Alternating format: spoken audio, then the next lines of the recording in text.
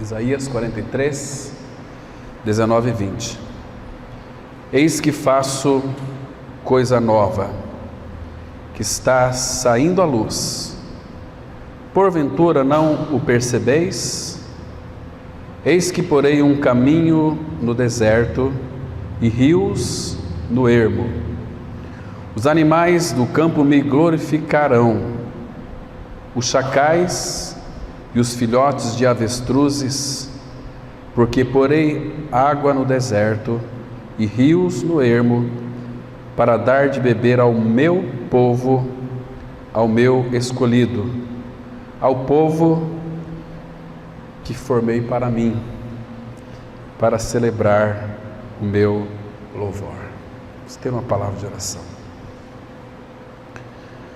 Pai, nós te damos muitas graças por esse dia tão especial, porque todas as vezes que a igreja se reúne é uma ocasião muito especial, porque nós temos o teu falar, temos a tua unção, temos a tua presença.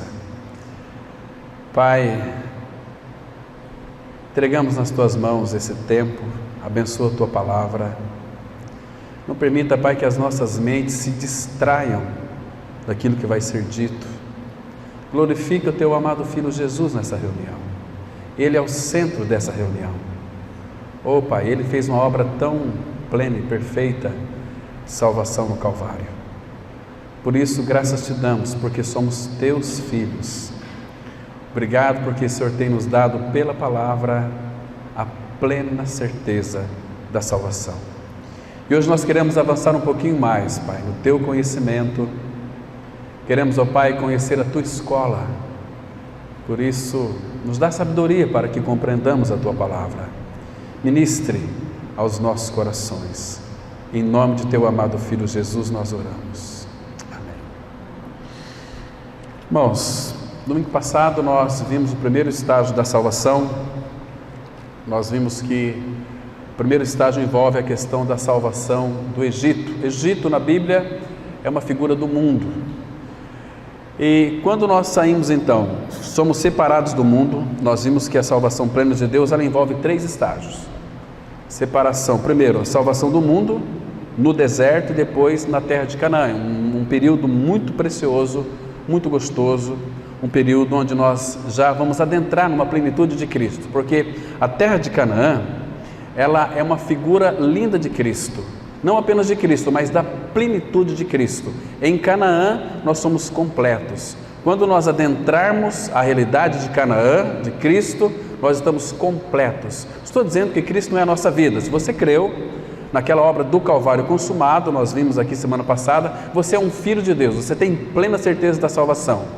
A palavra fala em 1 João 5, versículo 11, diz assim, que o testemunho de Deus é este. O testemunho de Deus é esse, que Deus nos deu a vida eterna, e esta vida está em seu Filho. E o versículo 12 de 1 João 5 fala que aquele que tem o Filho tem a vida. Quem não tem o Filho de Deus não tem a vida. Então, para termos o Filho, termos a vida, temos que ter Cristo. Agora, queridos, só fazendo uma recapitulação aqui, muito breve, não podemos nos esquecer em fundamentar a nossa salvação naquilo que não está na palavra de Deus.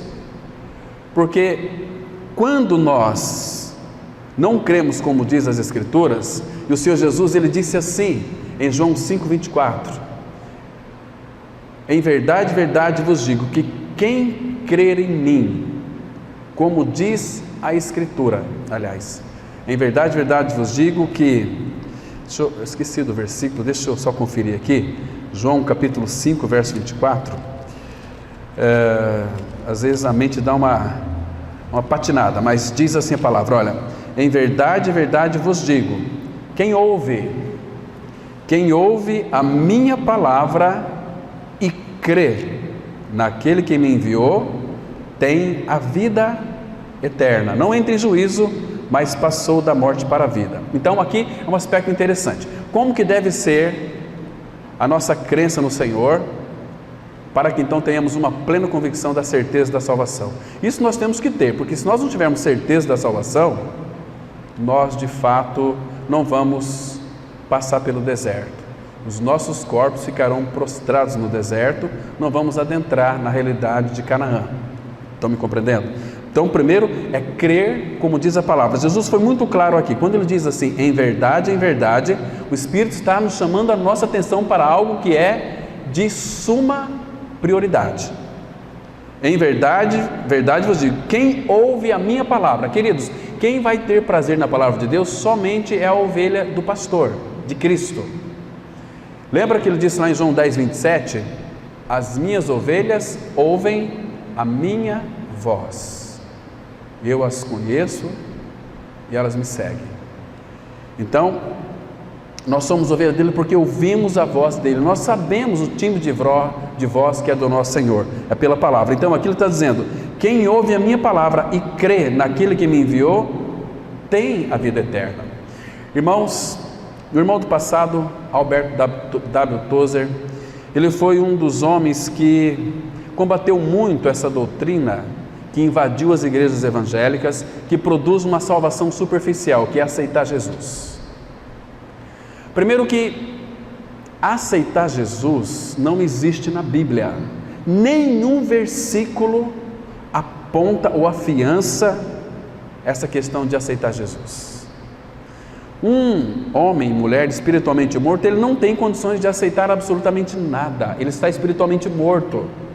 Então por isso que Deus, aquele versículo tão muito conhecido nosso, João 3,16, que Deus amou o mundo de tal maneira que deu o seu Filho unigênito, para que todo aquele que nele crê, não pereça, tenha vida eterna. É aquele que nele crê. A palavra crer, eu tenho dito para os irmãos, que no original grego significa estar unido a Cristo.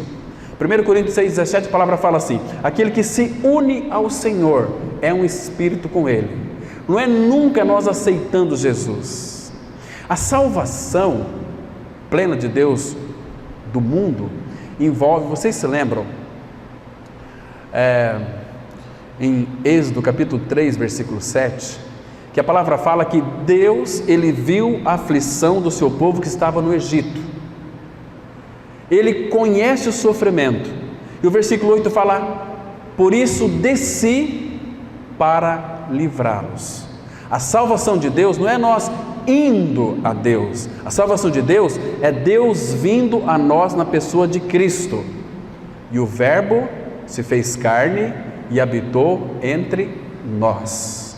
Se o grão de trigo caindo na terra não morrer, encarnação, fica ele só, mas se morrer produz muitos frutos. Então, queridos, para que eu tenha a vida de Cristo em mim, eu preciso de crer que eu estou crucificado com Cristo. Logo já não sou eu quem vive, mas Cristo vive em. Outra preposição importante, essa preposição em, ela significa dentro de. Vivo não mais eu, mas Cristo vive em mim, dentro de mim. Vocês estão me compreendendo? Então, Cristo não está ao meu lado. Se Cristo estiver do seu lado e não dentro de você, em você, você pode ser evangélico 60 anos, você morre, você vai perecer, você vai para o inferno. Cristo tem que ser a sua vida. Colossenses 3,4, 3,3 diz assim, porque morrestes e a vossa vida está oculta com Cristo em Deus. E o 4 diz assim, quando Cristo, que é a nossa vida, Cristo não é que vai ser, que é a nossa vida, se manifestar, então também vós sereis manifestados com Ele em glória. Agora voltando para 1 João 5, aí o versículo 13, ele diz assim, estas coisas vos tenho dito para que saibais que tendes a vida eterna. Não é que vocês vão ter, já tem quando cremos no Senhor, no Evangelho da graça. O que é Evangelho? Evangelho é aquilo que Cristo é e fez. Evangelho é que Jesus Cristo morreu, foi sepultado e ressuscitou. Então eu tenho que crer que eu morri com Cristo, porque Romanos 6,6 fala que o nosso homem velho foi com Ele crucificado, para que o corpo do pecado seja destruído e não sirvamos mais ao pecado como escravos. Quem morreu, justificado está do pecado. Então eu morri com Cristo quando Ele morreu, porque muitos ficam pregando assim, é uma verdade, temos que pregar, que Cristo morreu na cruz para nos libertar do nosso pecado. Não é uma verdade? É uma verdade, mas isso não vai trazer salvação para a sua vida. O que vai trazer salvação para a sua vida é a sua identificação com Cristo na sua morte. O que isso significa? Cristo morreu, mas eu também morri. Quem que morreu lá naquela cruz? Eu e você, se você creu. Entende? Queridos, na nossa morte com Cristo na cruz, Ele removeu o nosso pecado, Ele matou o nosso pecado, foi crucificado, foi morto junto com Cristo, Ele veio para tirar o pecado. Queridos, Isaías fala, capítulo 27, que no meio de 10.000 azeitonas que uma oliveira produz, no chacoalhar da oliveira, vai ficar 5, 2 ou 3. No meio de 10.000, quantos que vão se salvar? 5, 3, 2. Alguns rabiscos vão ficar em cima. Estão me compreendendo? Mas, queridos, por que irão ser poucas pessoas que serão salvas? Porque as pessoas estão querendo crer em Jesus fora da palavra. E ele disse lá em João 7,38, quem crer em mim, como diz a Escritura. Paulo escrevendo aos Coríntios, 1 Coríntios 15, versículo 1 e 2, versículo 2 ele diz assim, que nós recebemos este Evangelho, nele também nós estamos perseverando, este Evangelho, ele vai nos salvar se nós crermos, como diz a Escritura, senão a nossa crença é uma crença em vão. Imagina uma vida inteira, você foi batizado, lá na palavra da cruz, você aceitou Jesus, você pratica boas obras, você dá o dízimo, você faz um monte de coisa, você morre, você vai para o inferno, meu querido. Não é você sendo membro da igreja, a palavra da cruz, que vai lhe trazer salvação. Isso vai fazer de você um religioso chato, um crente metido a besta. Aqueles crentes assim, sabe, religiosos, é terrível isso, irmãos. Jesus não veio formar uma religião, Ele veio, compromisso com Jesus é com vidas. Eu vim para que tenham vida, e vida em abundância. Porque se você for sincero, você sabe que todo crente religioso é chato pra caramba. Não tem vida, não tem amor, não tem graça, não tem misericórdia, não tem mansidão, não tem benignidade, não tem longanimidade, não tem fidelidade. Por isso que hoje nós vamos entrar no deserto. Se você é filho, agora se você não é filho de Deus, se você não creu na sua morte e ressurreição com Cristo, o deserto, acho que talvez você vai passar por cima. Às vezes eu fico muito assustado, as pessoas falam tanto de Canaã sem ter passado pelo deserto, isso nos assusta. Porque tem os estágios da salvação de Deus, e Deus não vai por outro caminho, Ele tem um caminho muito específico, a salvação em 3 estágios que estamos considerando, né? Muito bem, agora, querido, nós vimos que a cruz nos separa do mundo também, vimos semana passada aquele texto de Gálatas 6,14, que o mundo está crucificado para mim e eu para o mundo, eu estou morto para o mundo está morto para mim. Então, esse mundo não tem mais nada a ver com os filhos de Deus. Nós vivemos no mundo, mas não pertencemos mais ao mundo. Embora neste mundo, a palavra mundo significa aflição. Jesus disse que neste mundo, aí no aspecto do deserto, neste mundo passais por aflições. Queridos, não soa tão mal quando você vê hoje essas mensagens diabólicas que são feitas em nome de Deus, com esses profetas, com as suas profetadas, esses expulsadores de demônios, esses curandeiros que curam superficial, Jeremias 8,11, que não vai lá no carnegão.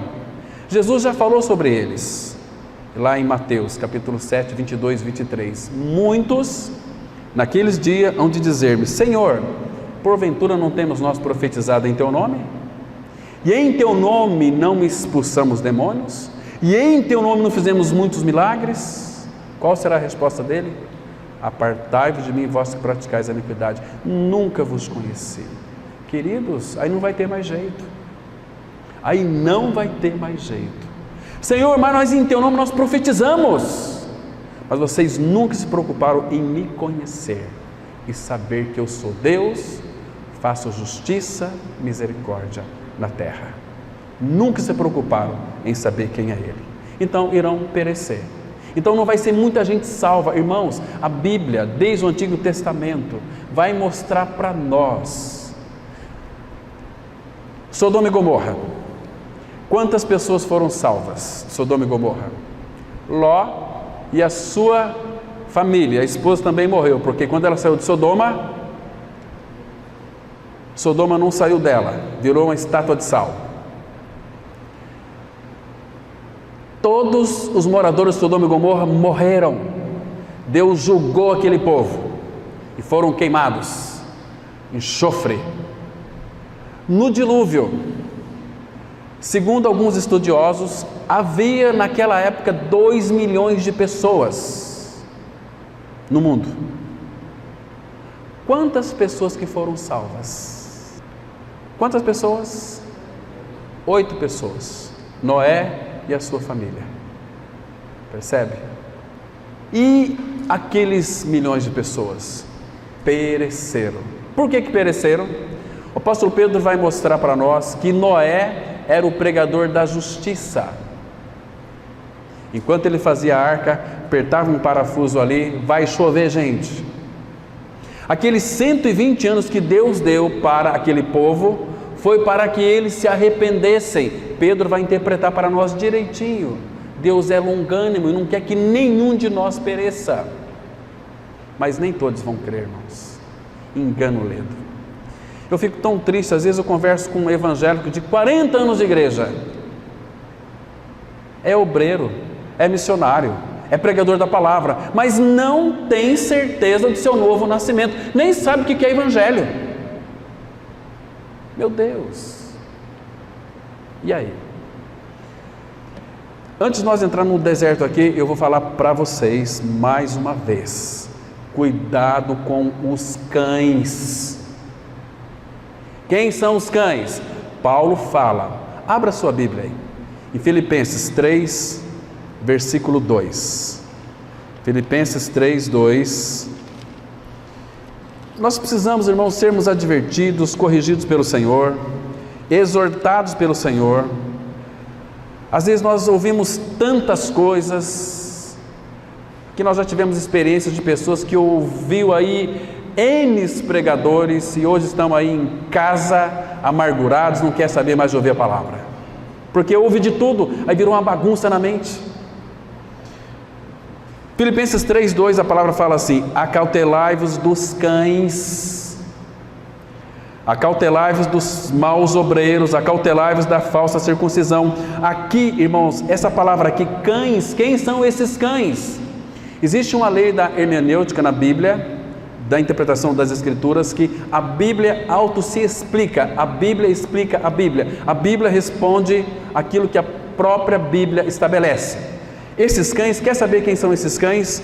Dá um pulo bem rapidinho em Isaías capítulo 56, Isaías capítulo 56, versículo 10 e 11, aqui nós vamos saber quem são esses cães. Versículo 10 diz assim, Isaías 56, verso 10: os seus atalaias são cegos, nada sabem, todos são cães mudos, não podem ladrar, sonhadores preguiçosos, gostam de dormir. Olha aqui o versículo 11, vai mostrar quem são os cães. Tais cães são gulosos, nunca se fartam, são pastores que nada compreendem e todos se tornam para o seu caminho, cada um para a sua ganância, todos sem exceção. Quem são os cães que Paulo fala para a gente ficar advertido deles? São pastores que nada compreendem, que pregam a Bíblia, mas não pregam a palavra. Não estou criticando o pastor, irmãos. Aquele que é chamado pelo Senhor, é do Senhor, vai pregar aquilo que Ele disse, doa quem doer. Porque Deus não tem compromisso com religião nenhuma deste mundo, tem compromisso com a sua palavra. E nós temos que ficar com a palavra de Deus. Agora, esses cães, eles vão entrar na glória, esses pastores que nada compreendem. Abra Apocalipse capítulo 22, versículo 15. Isso é muito sério. Apocalipse 22, versículo 15. Olha a seriedade disso, irmãos. Paulo manda a gente ficar advertido dos cães. Isaías mostra quem são os cães. E aqui, olha, são os primeiros da lista. Apocalipse 22, verso 15. Fora, eu vou ler o 14 para nós pegarmos o contexto. Bem-aventurados aqueles que lavam as suas vestiduras no sangue do Cordeiro, para que lhes assista o direito à árvore da vida e entrem na cidade pelas portas. Agora o versículo 15. Fora ficam os cães. Primeiro da lista são os pastores, ficam fora. Quem mais aqui? Os feiticeiros. Feiticeiros aqui, todo mundo fala que não, feiticeiro é obra do diabo. Mentira! Quem faz feitiçaria não é o diabo, quem faz feitiçaria é o homem. As obras da carne, lá em Gálatas 5, versículo de 19 a 21, as obras da carne é a obra que o homem produz. São a prostituição, adultério, e chega lá feitiçarias. Eu já ouvi, já li muita gente dizer que é obra do diabo. Não é obra do diabo, está impregnado no homem. E nós vemos aí tantas feitiçarias. Quer ver um exemplo para vocês aqui? Vocês assistiram muitas vezes aquele filme do He-Man, aquele desenho do He-Man, pelos poderes de Grayskull, eu tenho uma força. Vocês se lembram? Tem na revista super interessante, eu não sei o número, vai ser uma reportagem daquela mulher chamada Madame Blavatsky, maior feiticeira que já tem aí neste mundo, e ela está por detrás desse desenho animado, feitiçaria pura. E aí os pais deixam os filhos vendo esses desenhos, que por detrás, irmãos, existem forças malignas operando. Estão me compreendendo? Então é bom termos discernimento, irmãos, para que saibamos educar os nossos filhos. Então, fora ficam os cães, os pastores que nada compreendem. Mas, queridos, não é esse assunto que nós vamos tratar aqui hoje. Nós vamos hoje considerar sobre a salvação no deserto.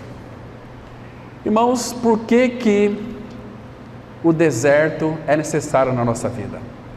Deserto na vida de um filho de Deus não é coisa ruim, é uma bênção. Deserto é lugar de quê, irmãos? É lugar onde Deus vai tratar com a nossa alma,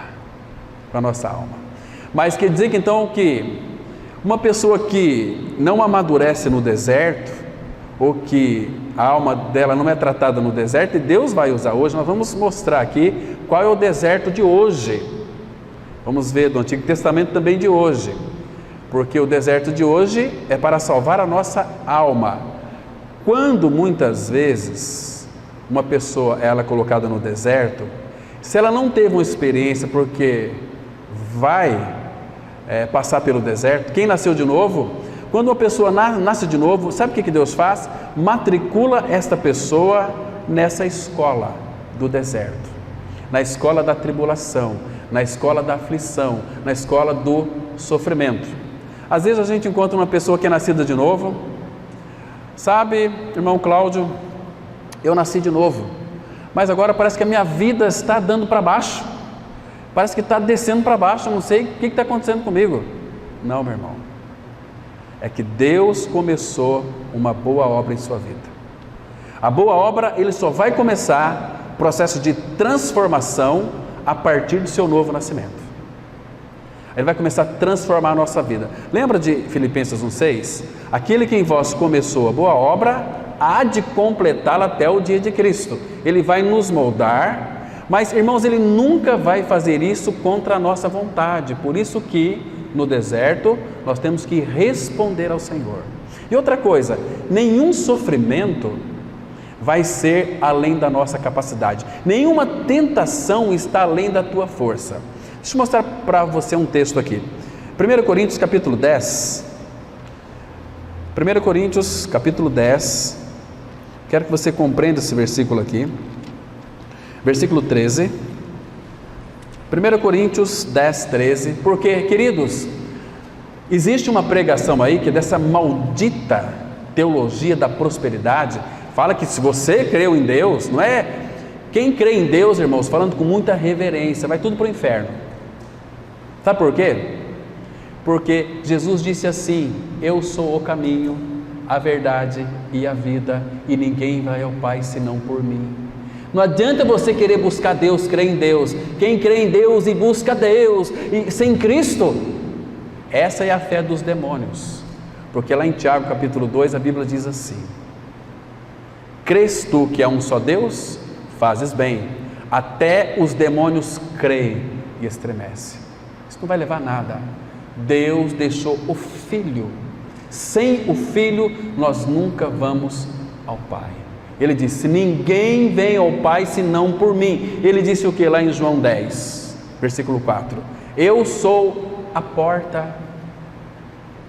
Eu sou a porta das ovelhas. Quem entrar por mim, vai entrar, morreu com Cristo, e sairá, ressurreição, e achará pastagens. Aí sim, porque o Senhor Jesus veio revelar o Pai. Lembra aquela linda pergunta que Filipe fez para Jesus? Senhor, mostra-nos o Pai, isso nos basta. Aí Jesus virou-se para Filipe e disse: Filipe, estou há tanto tempo com você, e você não tens me conhecido. Quem vê a mim, vê o Pai. Como dizes tu, mostra-nos o Pai? Sabe o que Jesus estava dizendo para Filipe? Filipe, você está diante do Deus encarnado, e o que basta para nós é o Pai. Mostra-nos o Pai, isso nos basta, e a nossa identidade. Mas primeiro temos que passar por Cristo. Cristo é aquele que vai nos conduzir ao Pai. 1 Pedro 3,18, a palavra fala assim: que Jesus morreu por nós, o justo pelos injustos, para nos conduzir a Deus. Sem Cristo, meu querido irmão, você não vai ao Pai. Você vai ter Ele sempre como Deus, é o Deus. Aí as pessoas, até para orar, eu fico, às vezes somos convidados para algum lugar, eu não estou criticando os irmãos, mas eu fico pensando aqui, né? Como é que pode? A pessoa, vamos orar aqui pelo pastor Cláudio, né? E ó Deus, nós estamos na tua presença. Meu Deus do céu, isso revela nenhuma intimidade, muda a entonação de voz, muda. Imagina você chegar para o teu pai e falar: ô, para com isso, meu irmão. Ele é teu Pai. Se você é filho de Deus, se você nasceu de novo, passou pela cruz, morte e ressurreição, você tem Deus. Ele é Deus sim, mas Ele é teu Pai. Lembra quando Jesus ressuscitou dentre os mortos lá em João capítulo 20? O que Ele disse para Maria de Magdala, Maria Madalena? Ela amava tanto o Senhor que queria tocar nele. Ele disse: não me detenhas, ainda não subi para meu Pai, mas vai dizer aos meus irmãos. Agora Jesus podia chamar os discípulos de irmãos, porque ele já havia consumado a obra, ele ressuscitou dentre os mortos. Mas vai dizer aos meus irmãos que eu subo para o meu Pai e agora o vosso Pai, para meu Deus e o vosso Deus. Está vendo aqui, irmãos? Ele é o nosso Pai. Ele é Deus, porque Ele é Deus, nunca vai deixar de ser Deus. Nós sabemos que Ele é Deus, mas esse Deus é o nosso Pai, que se identificou conosco na pessoa de Cristo e fez uma obra, tirou toda essa podridão que você tem dentro do seu coração. Ele trocou seu coração na cruz, Ele lhe crucificou com Ele, você morreu com Cristo. Se você morreu, quem que vive? Não é mais você. Quem que morreu lá naquela cruz? Se a gente for sincero, morreu o chato, morreu o arrogante, morreu o orgulhoso, morreu a porcaria, morreu sei lá, não vou nem falar aqui porque vai ofender muita gente, mas tudo que não presta é eu e você. Morreu com Cristo. Agora, meus irmãos, Ele não faz de nós evangélicos, Ele faz de nós santos e amados do Pai. Porque Hebreus 12:14, a palavra fala assim: segui a paz com todos e a santificação, sem a qual ninguém verá o Senhor. Irmão, você tem levado uma vida de santidade diante do Senhor? Mesmo no deserto? Queridos, como está a sua vida com o Senhor? Pedro fala assim que é para nós sermos santos em todo o nosso procedimento. Vida cristã é impossível de se viver, ninguém consegue viver, mas Cristo em você consegue. É não mais eu, mas Ele. Se você lê Sermão do Monte, Mateus 5, 6 e 7, você entra em parafuso. Eu não consigo, ninguém consegue, eu também não consigo, mas Jesus consegue, e Ele veio para dentro de nós. Hoje pela manhã estamos considerando questão de troca de favores. Pessoas querem fazer tudo para ganhar o favor de Deus. Ele morreu na cruz por nós, e tem até um cântico que nós vimos hoje pela manhã, né? Morri na cruz por ti, que fazes tu por mim? Não, Ele morreu na cruz e Ele não pede nada de mim que eu faça por Ele para retribuir essa salvação. Não, foi inteiramente pela graça. Pela graça sois salvos mediante a fé. Isso não vem de vós, não vem das obras, porque as nossas obras, Isaías 64, versículo 6, o que Isaías disse lá das nossas boas obras de justiça? Ele disse assim: todos nós somos como o imundo, e todas as nossas justiças como o trapo da imundícia. Sabe o que o profeta está dizendo ali? Deus está dizendo através do profeta, que tudo aquilo que nós fazemos fora de Cristo é trapo da imundícia. Quer saber o que é trapo da imundícia? No deserto, se você vai atravessar o deserto, naquela época não tinha banheiro, não tinha chuveiro, não tinha, as mulheres não tinham os absorventes, usava panos, depois usava, jogava, é os trapos da imundícia. Deus estava dizendo: olha, o que você faz fora de Cristo é trapo da imundícia. Nós temos que fazer. Olha, esses dias, conversando com um colega de ministério, lá do Rio Grande do Norte, talvez ele vai até ouvir essa mensagem. Ele falou assim: olha, pastor Cláudio, nós temos que interceder pelo mundo, para que Deus salve o mundo. Eu falei: onde é que está escrito isso? Quando foi que Jesus mandou a gente orar pelo mundo? Nenhum versículo. Jesus disse assim, em João 17: não rogo pelo mundo, mas rogo por aqueles que irão crer em mim por intermédio da sua palavra. Rogar pelo mundo. Nós temos que pregar ali no São Bento, pregar. Quem que mandou? Quando Ele quiser tocar em alguma alma lá, Ele vai chamar você, se você estiver preparado. Aí você vai pregar. Vamos subir lá na praça em cima de uma caixinha de fósforo e pregar. Gente, isso aí é ridículo. Vamos marchar para Jesus. Quando é que está na Bíblia que Jesus pediu para que nós marchássemos para Jesus? É um povo que é conduzido pela cabeça de homens. Eu quero ver. Vai fazer marcha para Jesus lá no Estado Islâmico. Quero ver. Jesus Cristo é Senhor. Pega você. Eles vão marchar você até na beira do mar, pegar uma faca e cortar o teu pescocinho fora. Por que não vão marchar lá? Queridos, tem um colega meu aí que fala: olha, eu quase que dei um solavanco nesse pessoal aqui, porque minha mãe estava doente de dor de cabeça, e essa marcha, esse som ensurdecedor, esse estrépito. Queridos, olha, se eu já não gostava de crente, agora eu pior ainda. Estão me compreendendo? Queridos, Deus fala conosco no silêncio. No silêncio. Agora, eu fiz aqui uma digressão, deixa eu voltar para o deserto. Para nós entrar no deserto é bom que nós saibamos de uma coisa aqui, irmãos. O que é deserto? Deserto, irmão, você vai depender só dele. Eu louvo tanto ao Pai quando Ele nos leva para o deserto, me leva para o deserto. O deserto é o lugar, fala, Senhor, não dá nem para murmurar aqui. Dói demais. É terrível. Mas, filho, é aqui que eu vou lhe aperfeiçoar. Gente, parece que a gente ora e parece que o céu está fechado. Por que às vezes parece que Deus não responde? É hora de nós confiarmos na palavra dEle. Entende? Se Ele disse.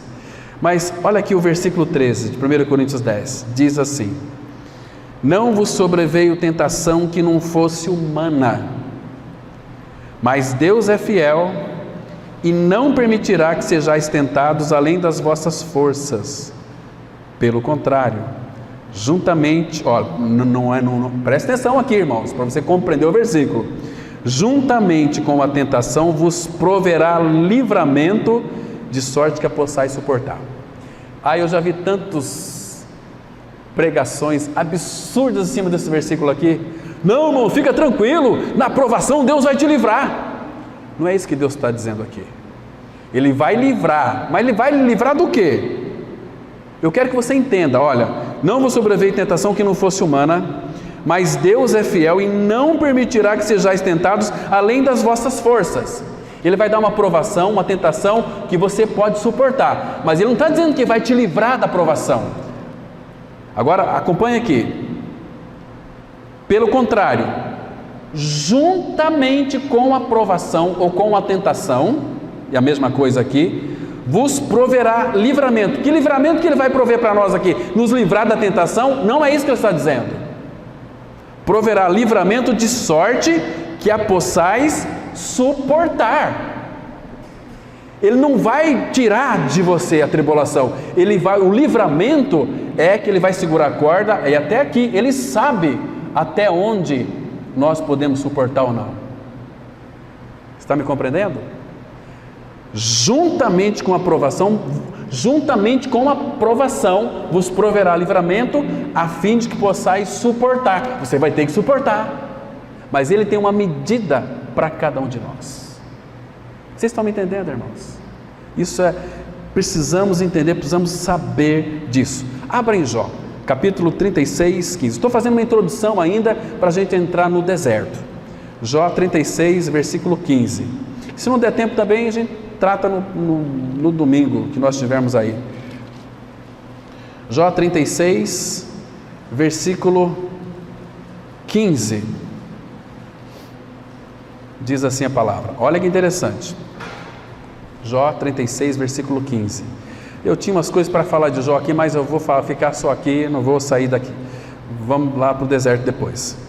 Diz assim a palavra, Jó 36, 15. Ao aflito, livra por meio da sua aflição, e pela opressão lhe abre os ouvidos. Você entendeu aqui ou não? Ao aflito. Quem que é esse aflito aqui? No mundo tereis aflição. Aflito. Ao aflito, Ele livra por meio da sua aflição. Como é que funciona isso?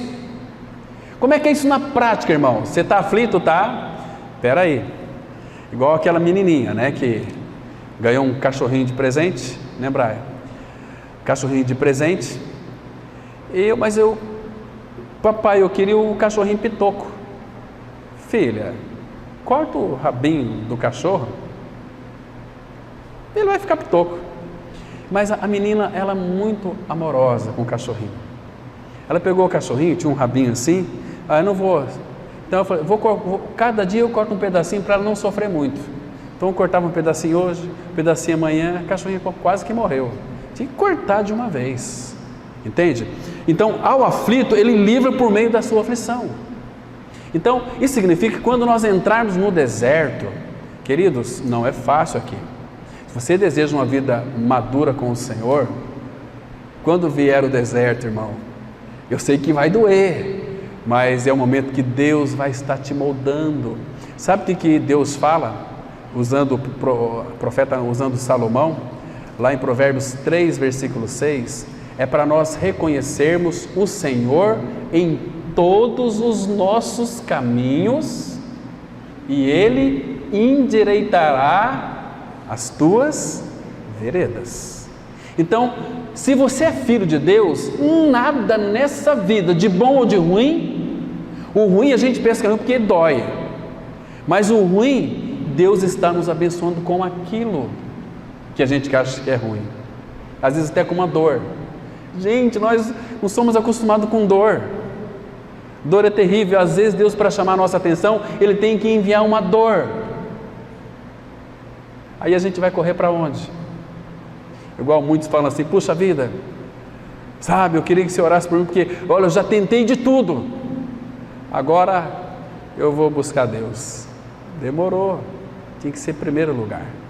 Mas um detalhe que é importante, irmãos: quando nós começamos a entrar no deserto, lembre-se da promessa que Ele fez. Mateus 28, versículo 20: e eis que eu estou convosco todos os dias, até a consumação dos séculos.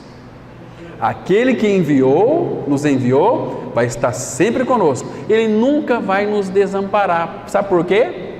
Porque Jesus, na cruz do Calvário, Ele sofreu todo o nosso desamparo. Deus meu, por que me desamparaste? Por nós.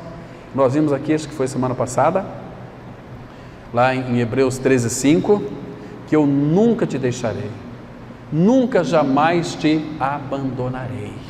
Ele não vai nos abandonar, jamais. Se você é filho, não é assim? Então, ao aflito, livra por meio da sua aflição, e pela opressão lhe abre os ouvidos. Que coisa mais interessante, irmãos. Aí ele diz no verso 16 aqui: assim também procura tirar-te das fauces da angústia. A palavra aqui, fauces, no hebraico significa garganta, goela, que está no hebraico, né? Das fauces da angústia para um lugar espaçoso, em que não há aperto, e as iguarias da tua mesa seriam cheias de gordura, da unção. Queridos, depois da angústia, Ele vai nos levar para um lugar espaçoso. Mas antes de nós entrarmos em Canaã, nós vamos passar por uns lugares muito apertados. Deixa eu mostrar para vocês aqui, para vocês não ficarem um pouco assustados. Que lugares que são esses? Abra no Salmo 66, Salmo 66, versículo 10 em diante. 66, versículo 10. Estamos já começando a entrar no deserto já, irmãos. E a gente talvez fique aqui uns 2 domingos nesse deserto, para nós vermos muitos detalhes. Versículo 10, diz assim, Salmo 66, 10. Pois tu, ó Deus, nos provaste, acrisolhaste-nos como se acrisola a prata. Queridos, depois a gente vai mostrar aqui o fogo que vamos ter que passar, fogo e água. Ele vai nos acrisolar, porque a nossa alma está cheia de impurezas, irmãos. O nosso espírito foi regenerado, nós somos filhos de Deus, mas a nossa alma está cheia de escórias. Ele quer tirar isso de nós. Ele vai usar o fogo, vai usar a provação, vai usar o deserto. Versículo 11: tu nos deixastes cair na armadilha e oprimiste as nossas costas. Meu Deus! Mas não é o Deus de amor? Porque Ele te ama, Ele vai deixar você cair na armadilha e vai fazer com que outras pessoas oprimem as tuas costas. Olha o versículo 12: fizeste, Deus que fez, fizeste que os homens cavalgassem sobre a nossa cabeça. Passamos pelo fogo e pela água, porém afinal nos trouxeste para um lugar espaçoso. Aí é a entrada de Canaã, mas primeiro é o deserto. Deus permite que os homens cavalguem sobre a nossa cabeça. Eles fazem aqui como que um sulco nas nossas costas. Filho de Deus, sabe por quê? Porque nós somos muito arrogantes, irmãos. Nós somos muito nariz empinados. E Deus vai usar a aflição para nos quebrar. E vai usar o deserto para isso. Nós somos as pessoas que parece que sabemos de tudo. Parece que nós não temos Cristo, parece que nós temos um rei na barriga, o rei no umbigo, que é nós mesmos. Então ele tem que quebrar isso de nós. Ele vai levar para o deserto, e ali ele não tem como fugir. Ele vai nos pegar e vai começar a nos moldar, e nós vamos chorar, vamos murmurar, vamos clamar. Não, mas no deserto ele vai fazer uma obra em nós, e é para o nosso bem. Irmãos, se soubesse o quanto que nós somos implicantes, irmãos, se soubesse o quanto que nós somos hipócritas, irmãos, se soubesse como que nós somos rabugentos, irmãos, essa alma que nós precisa ser tratada, então tem que ir para o deserto. Como é que nós somos tão implicantes assim, irmãos? Nós queremos governar o universo, quando a nossa vontade não é feita, a tromba do elefante já fica com cara amarrada. Uns falam demais, outros já não falam, ficam emburrados. A alma tem que ser tratada, essa alma orgulhosa. Somos filhos de Deus? Sim, já cremos na nossa morte com Cristo, ressurreição com Cristo, mas o problema agora é que Ele vai purificar a nossa alma. E é enquanto nós não obedecermos ao Senhor, porque como é que se purifica a alma? Como é que Pedro fala?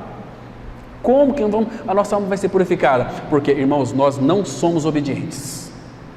Obedientes é Cristo. Ele é o obediente que Deus fez habitar em nós. Ele que nos habilita a habilitar. Mas você está cheio de você. Quem é que manda aqui? É Cristo ou é eu? Queridos, a nossa vida muitas vezes é governada por nós mesmos, não pelo Senhor. Então Ele tem que quebrar o nosso egocentrismo, para que nós sejamos pessoas amáveis, pessoas que vamos falar palavras dóceis, temperadas com sal, para edificação. Não é assim? Quando alguém fala mal de você, você sabe que a pessoa está cometendo injustiça. Ah, aquele irmão lá é um sem vergonha, aquele irmão lá é um ladrão, é um bandido, aquele irmão lá, e aí? Isso chega no teu ouvido, Deus vai permitir que chegue no teu ouvido. A tua reação diante daquele problema vai mostrar o quanto que você tem de Cristo. Se é Cristo que fala em você, ou se é você que vai responder. Agora, se Cristo for formado em você, sabe qual que vai ser a tua reação? Quando alguém falar mal de você, abra lá, em Mateus capítulo 5. Irmãos, está difícil nós entrar no deserto aqui, mas nós vamos entrar. Se não der hoje, a gente vai entrar numa outra reunião. Mateus capítulo 5, versículo 11 e 12. Irmãos, estou falando aqui de coisas práticas, estou falando aqui utopia não, viu? Para você não ficar iludido depois, para você entender o que é viver uma vida de cruz, de crucificado. Paulo diz em 2 Coríntios 4,10, levando sempre e por toda parte o morrer de Jesus, para que a vida dele se manifeste. Então a vida de Jesus não vai se manifestar em alguém que está vivinho da Silva aí. A vida de Cristo vai se manifestar em alguém que morreu, que está morto, é não mais eu. Se você está crucificado com Cristo, quem que vive? Se é não mais você, cadê você então? A palavra fala, Pedro fala que quando Jesus ele era ultrajado, ele não revidava com o traje. E se alguém te cutucar, é como se cutucasse uma cobra. Você já lança o seu veneno, né? E tchá! Versículo 11, Mateus 5,11. Olha o que Jesus está dizendo aqui. A palavra bem-aventurado significa profundamente feliz. Bem-aventurado os perseguidos por causa da justiça, porque deles é o reino de Deus. Agora, olha o versículo 11. Bem-aventurados sois quando, por minha causa, vos injuriarem e vos perseguirem e mentindo disserem todo mal contra vós. Olha o versículo 12 agora. Puxa vida, me injuriaram, me perseguiram e mentiram, disseram todo mal contra eu. Aliás, quando você souber que alguém disse alguma coisa sobre você, ele disse mentira, você sabe que você é muito pior. Então fala, se tivesse ligado para mim, eu ligaria para ele e falaria, tem coisas que você não sabe a meu respeito, eu sou muito pior que isso, então fala a verdade a meu respeito. Regozijai-vos. Então quando alguém disser, me perseguir, me injuriar, mentir, disser todo mal contra mim, olha o que Jesus está dizendo aqui, regozijai-vos e exultai, porque é grande o vosso galardão nos céus, pois assim perseguiram os profetas que viveram antes de vós. Então quando alguém falar mal de você, solta foguete, solta, faz festa, porque teu cristianismo está funcionando. Agora, não faz festa se estão falando a verdade a teu respeito, né? Aí, complicado.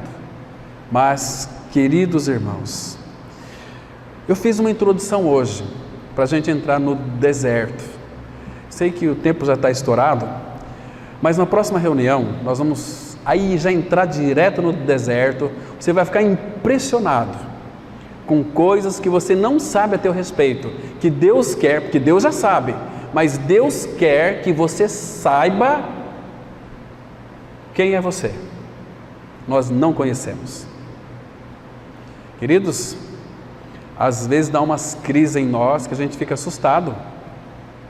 Isso não pode, eu não posso estar fazendo isso. Por que isso acontece comigo? Gente, eu perdi o controle. Você não se conhece.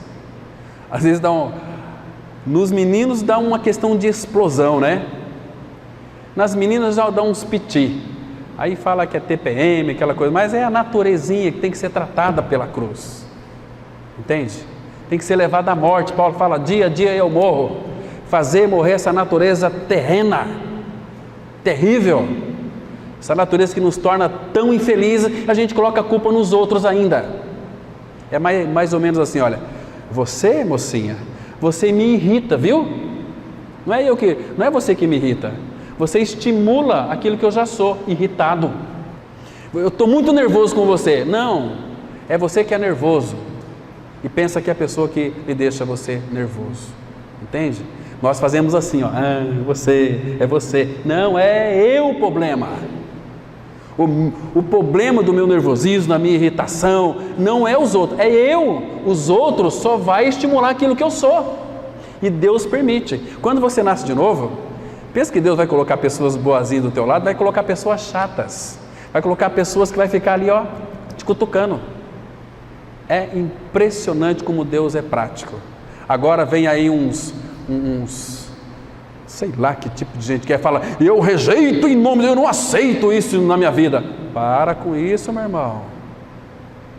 Se você nasceu de novo, a palavra fala que é para nós reconhecermos o Senhor em todos os nossos caminhos, porque Ele endireitará as nossas veredas. Se Ele vai endireitar, porque está torta.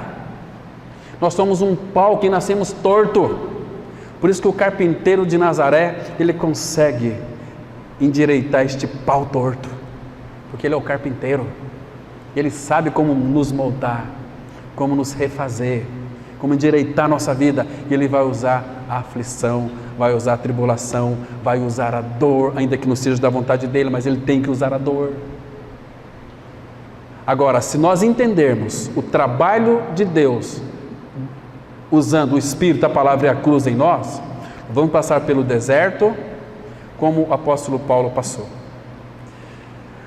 Queridos, o apóstolo Paulo foi um homem que sofreu demais, mas talvez foi um dos lugares que Paulo mais se alegrou, foi nos seus sofrimentos.